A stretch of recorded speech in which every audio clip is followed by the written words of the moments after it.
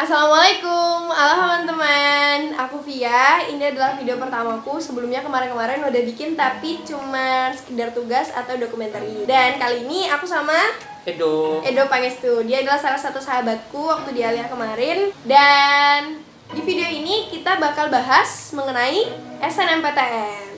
Jadi SNMPTN itu apa, terus alurnya gimana, dan cara memaksimalkan peluang untuk lolos SNMPTN 2019. Yang kelas 12, jangan lupa nengok. Sebelumnya, sumber ulasan ini berasal dari pengalaman pribadi kita. Alhamdulillah kita adalah salah dua dari ribuan mahasiswa yang alhamdulillah lolos SNMPTN 2018 tahun lalu. Selain itu juga kita juga ada baca dari internet dan ada beberapa video juga yang kita tonton. Jadi semoga video ini bermanfaat ya. Sebelum masuk ke videonya, untuk melihat dia tuh sekarang siapa? Edo Pangestu dari Universitas Islam Negeri Sultan Syarif Kasim Riau, Kota Pekanbaru. Masih semester 1, jurusan Ekonomi Islam. Dan aku jurusan Sastra Inggris, program pendidikan Bahasa Inggris di Universitas Negeri Malang. Sebelumnya udah pada tahu kan SNMPTN itu apa? SNMPTN itu kepanjangan dari Seleksi Nasional Masuk Perguruan Tinggi Negeri. SNMPTN itu juga disebut dengan jalur undangan. Gimana sih jalur undangan itu? Undangan itu maksudnya pakai nilai rapor atau ya, kira-kira jadi kita nggak prestasi. perlu. Ya, jadi kita nggak perlu tes atau ujian lagi. Enak kan? Karena SNMPTN itu jalur undangan, jadi hanya siswa-siswa tertentu aja nih yang bisa daftar SNMPTN. Siswa-siswa tertentu itu maksudnya adalah dilihat dari penilaian prestasinya selama di sekolah. Salah satunya tadi nilai rapor dan juga bisa ke sertifikat. Sebelumnya aku bakal jelasin dulu nih. Kalau menurutku di SNMPTN itu ada 2 tahap. Tahap yang pertama itu verifikasi, yaitu pengisian PDSS yang sudah dibuka mulai dari tanggal 4 Januari sampai tanggal 25 Januari 2019. Kemudian nanti di tanggal 4 Februari sampai 14 Februari. Selama tahap pertama itu yang pengisian PDSS itu kalau aku nggak tahu kalau di sekolah lain, tapi kalau di sekolahku itu dihandle sama staf TU atau staf tata usaha. Bisa guru BK kalau guru BK juga bisa kalau mungkin kalau di sekolah lain aku juga kurang tahu. Pengisian PDSS itu dihandle sama staf TU dan kita cuman bilang aja kita mau daftar SNMPTN. Dan pada 4 Februari nanti kita bisa lihat tuh apakah kita termasuk orang yang bisa daftar atau enggak gitu. Jadi agak ribet nih prosesnya. Jadi dari kita kelihatan ribet sih, cuman kalau misalnya kamu udah ngerti pasti bakal paham. Untuk SNMPTN itu juga kan dilihat dari akreditasi sekolahnya. Jadi ada 3 macam. Untuk akreditasi A itu 40% terbaik di sekolahnya, akreditasi B 25% terbaik di sekolahnya, dan akreditasi C dan lainnya itu 5% di sekolah terbaik di sekolahnya. Misalnya gini, sekolah kamu akreditasinya A dan ada yang daftar 200 orang, misalnya 200 orang yang daftar nih. Terus dari 200 orang itu nanti yang bakal atau yang pasti yang bisa daftar tuh hanya 80 orang. Karena sekitar 80 orang lah, karena hanya 40% yang diambil kan. Ya, jadi ya sekitaran itu. Setahu kita itu rankingnya paralel. Paralel itu gabungan. Jadi, bisa dari IPA dan IPS. Jadi yang IPS jangan minder. Ya, 80 orang terbaik kayak gitu. Selanjutnya itu untuk seleksi tahap 2 atau seleksi langsung ke PTN yang diinginkan. Kalian harus mampu nih untuk bikin strategi supaya bisa lolos untuk SNMPTN. Karena nilai rapor yang bagus saja itu nggak cukup untuk bisa bikin kalian lolos. Jadi ada beberapa hal lagi yang harus kalian perhatikan. Yang pertama yaitu nilai rapor. Seperti yang udah kita bilang tadi, nilai rapor adalah poin yang paling utama di SNMPTN. Nilai yang biasa lulus itu adalah nilai dengan rata-rata yang tinggi. Gak harus grafik naik ya? Ya, ada yang bilang sih kalau bisa grafiknya naik. Cuman menurutku nggak terlalu berpengaruh sih. Kalau grafiknya naik turun juga nggak apa-apa. Asal naik turunnya itu jangan terlalu anjlok. Kayak misalkan dari 90 terus ke 83 itu kan jauh banget. Jadi ya mungkin 90, 89 gitu, kayak gitu. Jadi mungkin ini naiknya mungkin dilihat karena mempertahankan nilai tinggi itu susah, jadi harus dari bawah dulu gitu kan. Ada tips juga, kalau misalkan kalian mau memperbesar peluang, itu kalian ambil jurusan dengan nilai yang di rapor kamu, mata pelajarannya yang tinggi atau stabil, minimal stabil. Ya. Misal kalian nilai fisikanya tuh selalu tinggi, selalu 95 ke atas kayak gitu setiap semesternya. Jadi kalian bisa berpeluang lebih besar di jurusan teknik atau fisika murni atau pendidikan fisika. Yang kedua itu alumni. Kalau bisa kalian punya alumni di universitas yang kalian tuju. Misalnya Edo kemarin di Uinsus Karyau. Di Uinsus Karyau itu kakak kelas kami tuh super banyak di situ. Dominan mungkin ya. Ya, jadi punya peluang yang lebih banyak, besar lebih gitu. besar di Uinsus K. Tapi kalaupun kalian nggak punya alumni ya nggak apa-apa. Pasti ada lagi nanti yang hal lain yang bisa menunjang supaya kalian lulus. Kayak misalkan aku alhamdulillah kemarin juga nggak punya alumni, tapi bisa lolos SNMPTN. Yang ketiga yaitu lampiran. Lampiran itu berupa sertifikat yang kalian punya, dan kalau bisa kalian memasukkan sertifikat yang relevan dengan jurusan yang kalian ambil. Misalkan sertifikat lomba debat bahasa Inggris. Nah, terus kalian ambil jurusan sastra Inggris. Ya udah, insya Allah itu memperbesar peluang kalian supaya bisa lolos SNMPTN. Tapi tidak menutup kemungkinan yang tidak mempunyai lampiran juga nggak lolos. Nggak Nggak apa-apa. apa-apa, bisa lulus juga kok. Contohnya aku. Ya jangan minder gitu. jangan minder. Keempat, menyusun pilihan program studi atau prodi atau jurusan. Jadi ini yang paling penting sih. Ini yang paling penting supaya kalian bisa memaksimalkan peluang. Jadi kalau bisa ambil jurusan atau prodi itu yang sesuai dengan jurusan yang kalian kamu di ambil SMA. selama di SMA.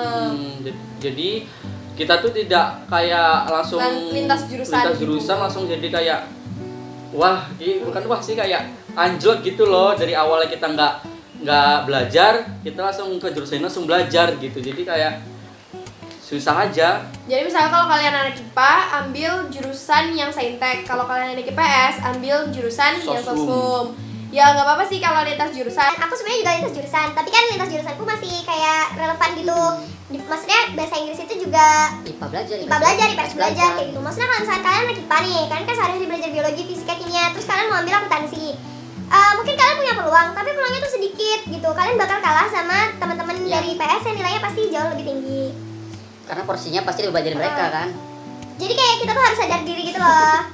Nah, tapi juga bisa aja sih yang kalian lintas jurusan bisa lolos, karena kan nggak cuma nilai rapor kan, ada yang lain juga tadi. Penunjang Misalkan salah satu YouTuber yang aku tahu, dia anak IPA, lolos HI-UGM dari SNMPTN, tapi dia punya sertifikat pertukaran pelajar. Jadi ya gitu.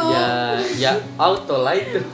Selanjutnya, kalian itu jangan berpatokan sama passing grade. Kalau kalian nggak ngerti passing grade itu apa, kalian bisa googling ya. Ada beberapa temanku kemarin yang mengurutkan SNMPTN itu sesuai sama passing grade. Misalkan kalau di kampusku PG bahasa Inggris itu lebih tinggi dari PG bahasa Arab. Nah, mereka tuh mau ambil bahasa Arab, tapi karena PG bahasa Inggris lebih tinggi dari bahasa Arab, jadi mereka meletakkan bahasa Inggris di pilihan pertama, sedangkan bahasa Arab pilihan kedua. Dan itu salah, teman-teman. Passing grade itu hanya berlaku untuk SBMPTN dan tidak berlaku di SNMPTN. Nah, kemudian kalau kalian mau mengurutkan pilihan, itu kalian letakkan universitas yang ada di Jawa atau di provinsi lain itu di pilihan pertama, baru kemudian universitas asal. Maksudnya di provinsi asal. Misalkan gini, pilihan pertama Universitas Negeri Malang, pilihan kedua Universitas Riau, gitu. Jadi lebih besar peluangnya di pilihan pertama.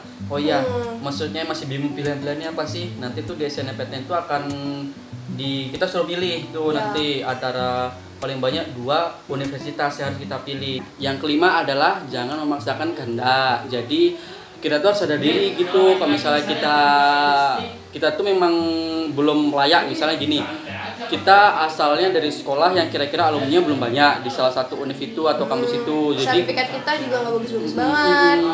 Gitu. Maksudnya kan kalau di video ini tuh kita mau memberikan kalian tuh peluang supaya tiket SNMPTN itu nggak sia-sia. Gitu. Udah dapat tiket kita nggak masuk kan sayang gitu kan. Kalau misal semampu kita aja, Jadi, sesuai sama porsi kita, kita. karena setiap orang itu ada porsi masing-masing. Semampu kita lah pokoknya. Boleh kita milih univ yang bagus, tapi harus sadar lah gitu.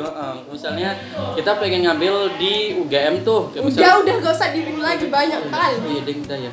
Kita tuh juga harus tahu kalau pasti banyak banget orang-orang lain di luar sana yang nilainya tuh jauh lebih tinggi dari kita.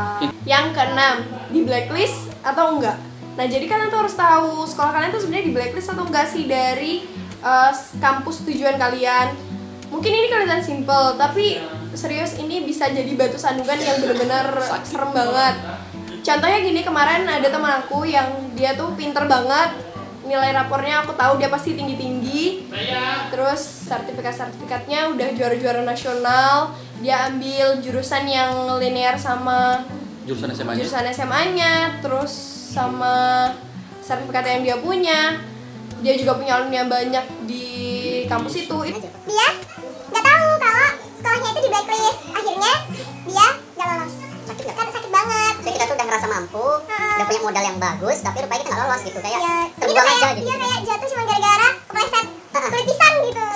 Jadi itu kalian harus Bener-bener pastiin. Nah, selanjutnya ini sebenarnya bukan tips juga sih, ini tips meningkatkan mental kalian aja. Jangan minder, tapi juga jangan overconfident. Dan overconfident tuh maksudnya gimana? Overconfident. Gini, maksudnya kita tuh ngerasa di sekolah kita tuh mampu, ngerasa di sekolah kita tuh paling tinggi nilainya istilah. Ini kayak nggak nyiapin buat SBMPTN, nggak nyiapin belajar apa-apa, itu kayak udah doang pasti lolos di SBMPTN. Ngapain sih belajar gitu, kayak benar-benar menganggap remeh. Nah itu nggak boleh ya teman-teman. Jadi kalian tuh juga harus menyiapkan untuk SBMPTN. Kita juga kemarin udah sempat belajar bareng ya doang buat ambil SBMPTN. Dan semua jalur kami ikutin. Ya rencana tuh udah kayak semua jalur kita ikutin, SNMPTN ikut, SPAN-PTN ikut gitu. Dan kemarin kalau misalkan dua-duanya nggak lolos, kita pasti bakal ambil SBMPTN sama UMPTKN. Optimis tapi nggak overconfident. Iya. Terus juga jangan minder. Maksudnya gimana sih jangan minder? Ya mungkin kalian sekolahnya di sekolah swasta, sekolah di kampung, biasa-biasa aja, nggak terkenal banget.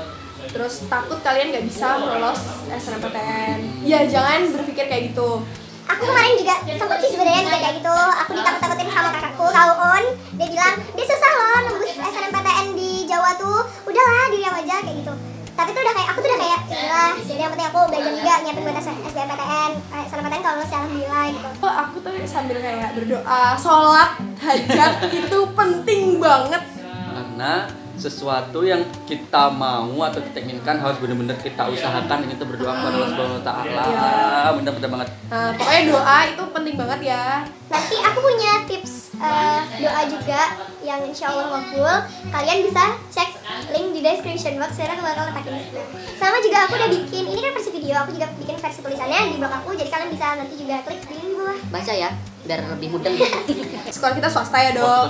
Sekolah madrasah. Dan sekolah madrasah itu jangan berpikir kayak nggak punya kesempatan buat lolos SNMPTN, enggak. Jangan minder lah.